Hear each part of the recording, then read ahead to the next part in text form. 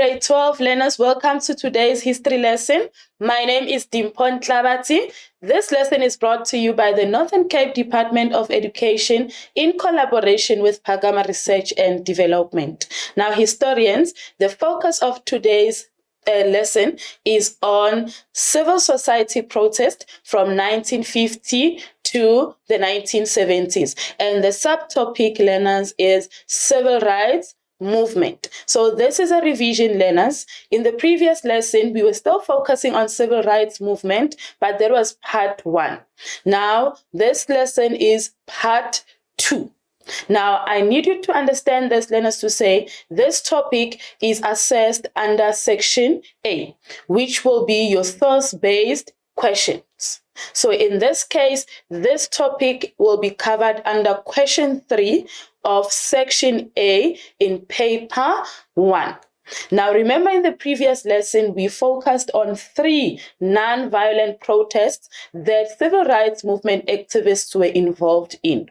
So now, in this lesson, we are going to cover 4 more non-violent protests and campaigns or marches as well. So remember, it's a continuation. So without any waste of time, learners, let us go through today's lesson objectives. What is it that you are expected to know by the end of this lesson? So by the end of this lesson, learners, you should be able to explain and discuss the following protests. Number 1, protest or marches or campaigns. Remember, civil rights movement activists were involved in different protests, campaigns, and marches, of which we have discussed some of them in the first lesson or the previous lesson, which is part 1.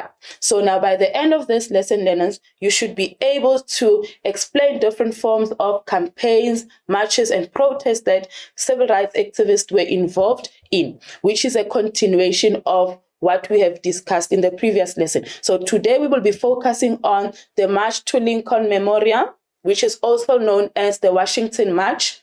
We will also be focusing on the Birmingham campaign, and then also Freedom Summer, and lastly we will be discussing the Selma Montgomery marches, as it is outlined in our examination guideline, page 5. And you can also find this information in the CAPS document, page 28. So now, without any waste of time, learners, let us look at what you already know from the previous lesson. Remember, in the previous lesson, we still discussed the civil rights movement non-violent protests. Which protests did we discuss? We discussed the Montgomery bus boycott, the one of Rosa Parks. And then we also discussed the sit-ins. And lastly, we discussed the freedom rights. And based on what we discussed, learners, I'm sure you can recall that all these protests were non-violent. And as much as they were non-violent, but they all benefited African Americans. Desegregation actually took place in different public facilities, but that we will be discussing it in the next part or in the next slide. Now, baseline assessment. This is based on what you already know. We are just assessing what you already know to check your level of understanding based on our previous discussion. So now I want you to briefly discuss the achievements or the outcomes of the following civil rights movement protests. Now, remember, we discussed the protests in the previous lesson. So just to check your level of understanding, just briefly discuss their achievements.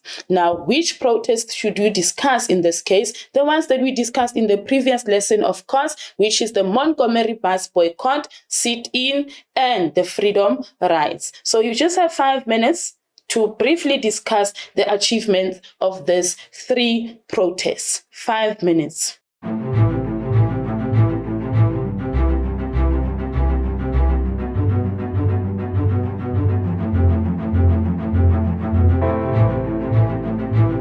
Welcome back, learners. Hope you had enough time to think of the outcomes. Now let us go through the answers briefly. So now remember, the Montgomery bus boycott was all about ending segregation in the buses. So now, was it successful? Yes. At the end, buses were desegregated, which basically means that now there was no more segregation in the buses.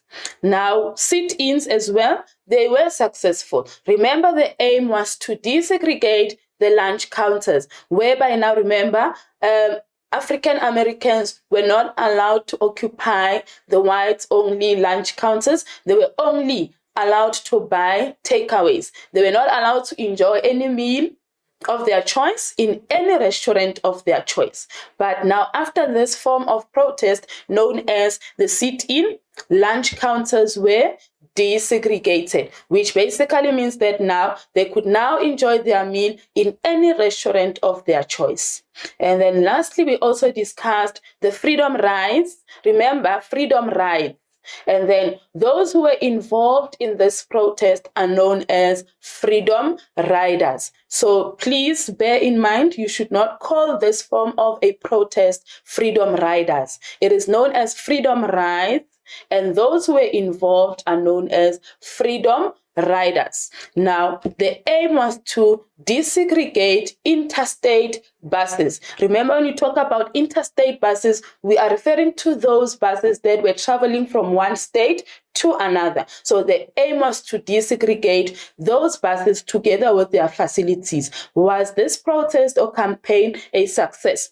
The answer is yes. Why? Because in the end, interstate buses and facilities were desegregated. Now remember, when we talk about desegregated, it is basically the process of ending segregation. It basically means that segregation came to an end. So without any waste of time, let us go through the concepts that we will be mentioning more in this lesson. The first one is known as the Civil Rights Act. Remember, yesterday we spoke about civil rights. What we mean by civil rights, we basically mean equal rights for everyone. And by everyone, remember, in USA, we have African Americans and white Americans. So when we say everyone, it includes those two racial groups. So when we say civil rights, we are referring to equal rights for both African Americans and white Americans. Now, what we mean by Civil Rights Act? Now, by the word act, this basically means that it's a law. So now in this case, it says it's a law that was passed in 1964, where in the United States.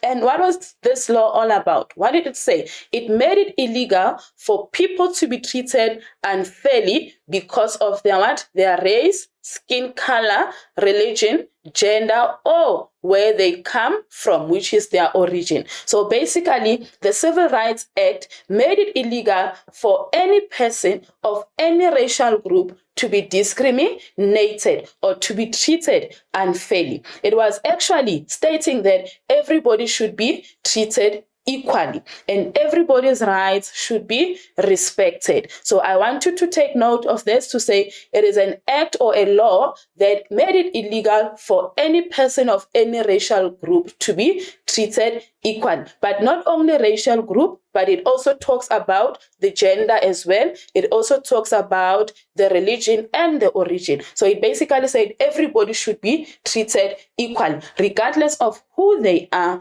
and where they come from. Now, concept number 2, learners, is Voting Rights Act. Now, by looking at the name of this act, it basically tells you that it has to do with the right to vote. Now, you know that African Americans were disenfranchised. And in history, when you talk about disenfranchisement, it basically means taking the right to vote from a particular group. So in this case, African Americans were not allowed to vote. Therefore, we say they were disenfranchised. Now, this act was actually responding to that. So now the act was passed in 1965.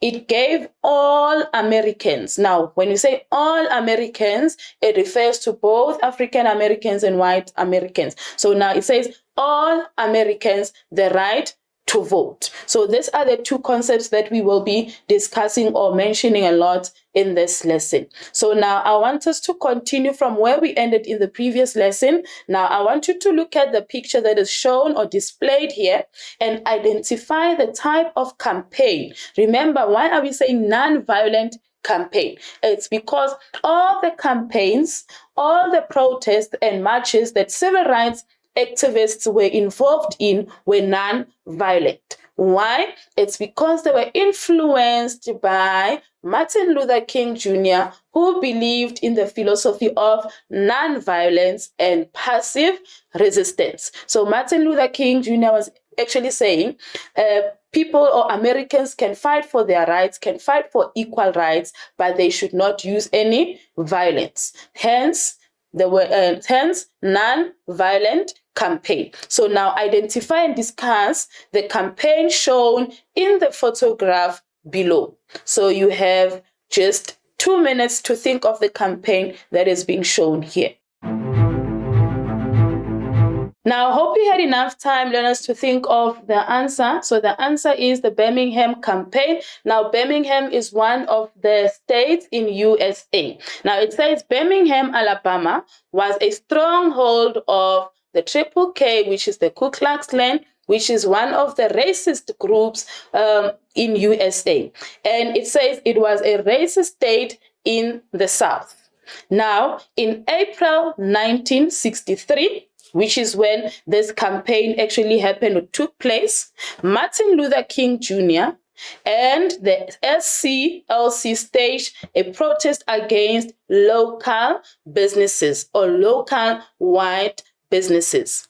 They were demanding what? What is it that they were demanding? It says here, they were demanding, among others, improved job opportunities, but it did not end there. They also demanded that Black people or African Americans attend all Southern universities. And then now in Birmingham, there was the chief of the police known as Eugene Bull Connor, who was willing to use violence to stop any protest or demonstration. So now, when Martin Luther King, together with the Americans, organized this campaign, when they were protesting, then Eugene Bull Connor actually instructed the police to use violence against the protesters. Now it says, Chief of the Police, Eugene Bull Connor, was ready to use violence, to do what? To stop any demonstration or protest. He therefore ordered the police to use what? To use force or to use violence to end the protest. Now, what was the response of the police? They actually did as they were instructed. Now, it says the police, as expected, reacted violently. Now, who told them to react violently? And what does this actually tell us about the police and Eugene Bull Connor himself? It means he was in support, or they were in support of segregation. They were happy with the fact that there was discrimination in USA and they did not want segregation to come to an end. Hence, they were fighting those people who were actually resisting segregation and discrimination in the USA, particularly in Birmingham. So now it says the police, as expected, reacted violently by using electric kettle prods, dogs. Now, if you go back, remember the picture, I'm sure you saw that one of the protesters was actually attacked by the police dog. And then it says it did not end there. It says also turning fire horses on the protesters. Now, I want us to go back to the picture again in the previous slide. Now, remember it says police responded, or the police responded as they were instructed. So therefore, they responded violently so by using what? It says by using electric kettle prods and what? Dogs. And I'm sure you saw the dog in the previous photograph. Now, it didn't end there. Turning fire horses on the protesters. Turning fire horses on the protesters. So now I'm sure you can see here, remember, turning fire horses on the protesters. Now, this is where the police was actually using fire hoses on the protesters. And then the dogs, they also used dogs to actually attack the non-violent CRM or civil rights activists. So now under the Birmingham, and they were given this instruction by the chief of the police, which is Eugene Bullconnor. Now it says some children were also arrested during the Children Crusade. Protesters were also arrested, and one of them being Martin Luther King Jr. So in this campaign, Martin Luther King Jr. actually participated. Now, as much as they were attacked, did they retaliate? Did they fight back? The answer is no. Why? Because they believed in non-violence, which is what Martin Luther King Jr. was promoting. So even though they were attacked, but they never retaliated. Now, the media played a very important role. What do you think was the role of the media in this case?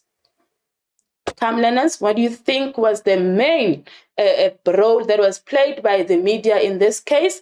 The media actually exposed the police brutality, and they actually exposed the police on how they attacked the non-violent civil rights movement activists. So everybody across the world, or in USA as well, was well aware of what actually happened in Birmingham. They were actually aware of how the police responded to the civil rights movement activists who were protesting peacefully. So it says here, news reports and photographs on police brutality spread all over the USA.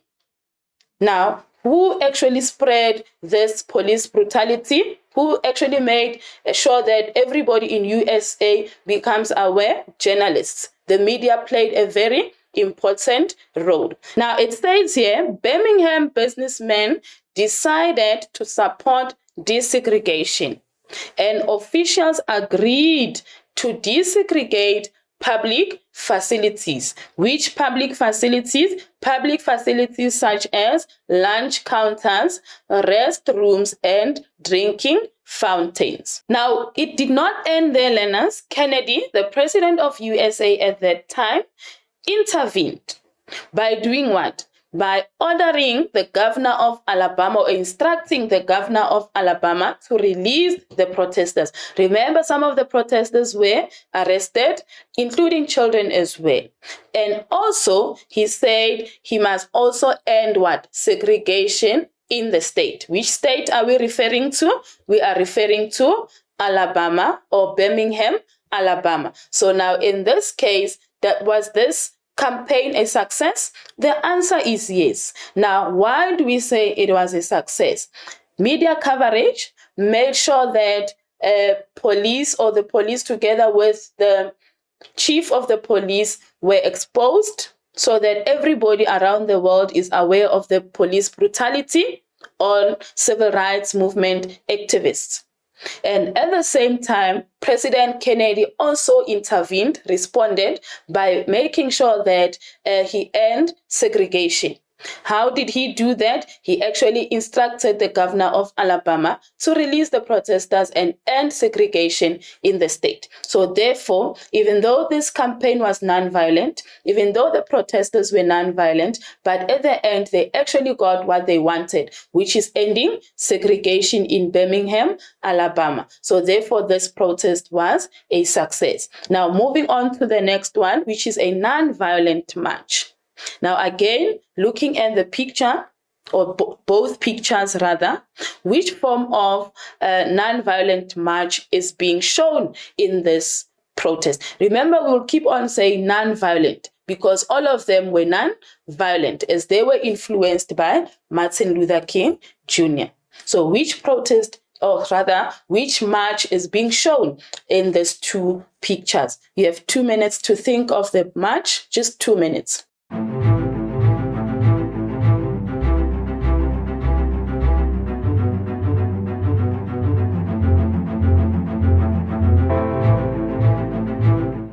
So welcome back, learners. Hope you had enough time to think of the march. The march is known as the March to Lincoln Memorial.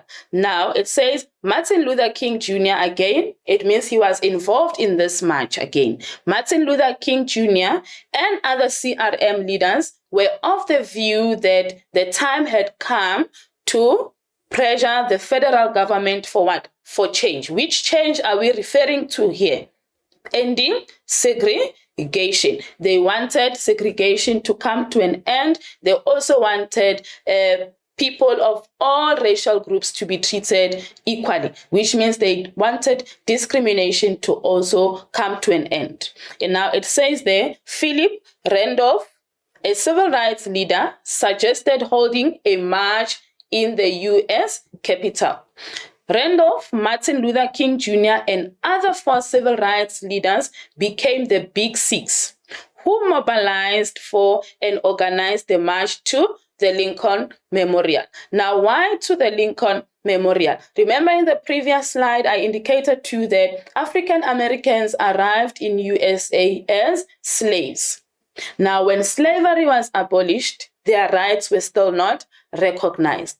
Who abolished slavery in USA? President Lincoln is the one that actually abolished slavery in USA in 1863. So 100 years later, they still marched to Lincoln Memorial to actually demand that segregation must come to an end. So now here it says reason for marching to Lincoln Memorial. It's because Lincoln Memorial was symbolic. Why was it symbolic? Because Abraham Lincoln signed a proclamation freeing slaves in the USA in 1863, which is basically what I said. So the march was officially known as the March on Washington. Now, what were they demanding? They were demanding jobs and freedom. Now, if you go back to the previous slide, the 2 photographs. Photograph number 2, it says March Washington for what? For jobs and freedom. So now this statement is actually supported by this point, or rather this picture is supported by this point to say they were marching for what? For jobs and freedom. More than 250,000 people joined this peaceful march. Now, peaceful march, it means this march was non-violent, peaceful. They were not being violent. They were just marching to the Lincoln Memorial. Now it says the highlight of the day came when Martin Luther King Jr. delivered his famous speech known as I Have a Dream. Now again, when we go back to those 2 pictures again, the first one, those 2 pictures again, the first one, this is Martin Luther King Jr. delivering his famous speech known as I Have a Dream. So in this topic, you are not expected to know the whole speech. You are just expected to know the name of the speech. So it is I Have a Dream. You are not expected to memorize the speech. So now this is where he delivered his famous speech. Now after that, civil rights leaders met with President John F. Kennedy and his vice president or deputy president, Lyndon Johnson, in the White House after the march. What were they discussing in this meeting? They discussed the need for civil rights of African Americans in the USA. Now, what were the outcomes of the meeting? It says here, consequently, Kennedy proposed a law to end discrimination and segregation. Now, which law is that? Remember, I said to you, there is this law that we will be talking about, or this act that we will be talking about. Now, which law was that? Now, I want you to note this. Kennedy is proposing that there should be a law that actually makes discrimination illegal. He did not put the law into place. He did not implement the law. He was just actually suggesting that there should be a law that actually make it illegal for anyone to be discriminated. But unfortunately, he was assassinated in 1963.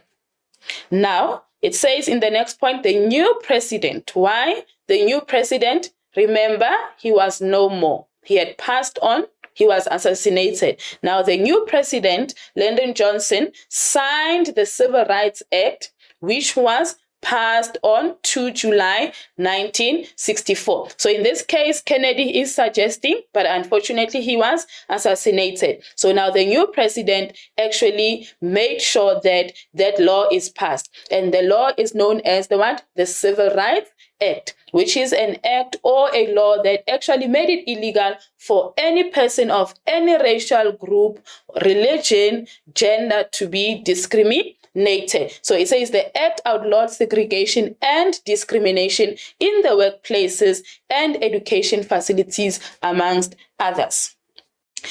Now, we have another nonviolent campaign. Now, I want you to look at the picture, analyze the picture, and identify the campaign. You have 2 minutes. Identify and briefly discuss what was the campaign all about. Now, the answer, learners, is the Freedom Summer of 1964. Now, remember, African Americans were disenfranchised. They also wanted the right to vote like everyone. So now this campaign was all about fighting for African Americans to register to vote. So now it says it was a campaign mainly of civil rights activists who traveled through the southern states.